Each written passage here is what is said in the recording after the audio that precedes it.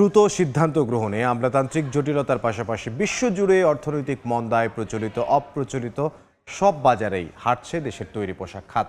এক্ষেত্রে প্রতিযোগী দেশ হিসেবে ভারত এবং চীন নানা সুবিধা বাড়িয়ে সেই বাজারের দখল নিচ্ছে বলে দাবি শিল্প উদ্যোক্তাদের। এই অবস্থায় টিকে থাকতে তুলনামূলক কম মূল্যে বিদেশি ক্রেতা টানতে হচ্ছে বলেও জানান তারা। শাখাউত টিপুর ক্যামেরায় বিস্তারিত জানাচ্ছেন কমল দে।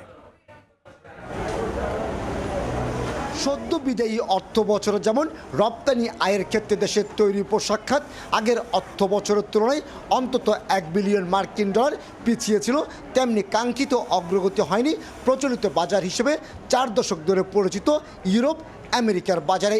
লিভিং কস্ট অনেক হাই হয়ে গেছে, যার দরুন আপনার এই ক্রয় ক্ষমতা মানুষের হ্রাস পাওয়ার কারণে সেলস ডাউন হয়েছে। এদিকে যুক্তরাজ্যের বাজারে মাত্র 0.91% প্রবৃদ্ধিতে 4.38 বিলিয়ন, কানাডায় 3.20% প্রবৃদ্ধিতে $1.34 বিলিয়ন রপ্তানি আয় এসেছে। তার বিপরীতে অপ্রচলিত বাজার হিসেবে পরিচিত জাপান, অস্ট্রেলিয়া, রাশিয়া, মধ্যপ্রাচ্য কিংবা ভারতের বাজারে 4.25% পিছিয়ে রপ্তানি আয় এসেছে $6.16 বিলিয়ন। অর্থনৈতিক মন্দার যে প্রভাবটা পৃথিবীব্যাপী পড়েছে সেটা প্রচলিত অপ্রচলিত দুটো মার্কেটে আমাদেরকে হিট করেছে। রাশিয়া ইউক্রেন যুদ্ধ বন্ধ না হতেই শুরু হয়ে যায় মধ্যপ্রাচ্যে ইরানের সঙ্গে মার্কিন যুক্তরাষ্ট্র ইসরায়েলের যুদ্ধ। এতে যেমন বিশ্বজুড়ে জ্বালানি তেলের দাম বেড়েছে, তেমনি বেড়েছে বায়ারদের কাছে তৈরি পোশাক পৌঁছানোর পরিবহন ব্যয়। আর তাতেই ভিয়েতনাম, কম্বোডিয়ার মতো দেশগুলোর কাছে মার খেয়ে যাচ্ছে বাংলাদেশ।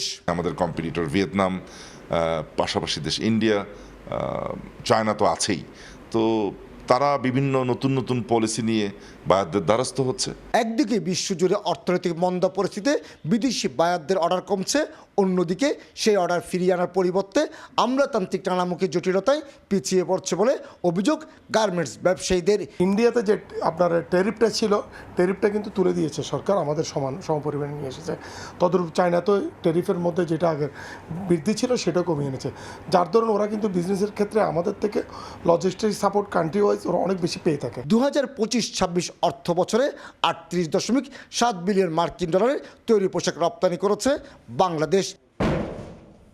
কমল দে, সময় সংবাদ, চট্টগ্রাম। 4 দশক ধরে আপনার ফাইন্যান্সিয়াল পার্টনার আইডিএলসি।